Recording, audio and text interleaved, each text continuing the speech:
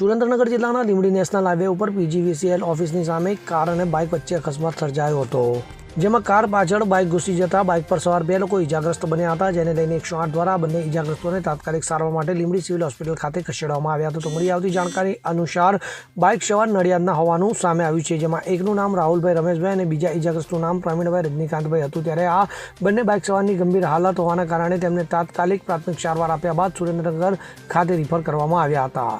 કલ્પેશ વાઢેર સાથે CN24 news, Surendranagar. હવે જુઓ દેશ દુનિયાની તમામ ખબરો તમારી આંગળીના ટેરવે.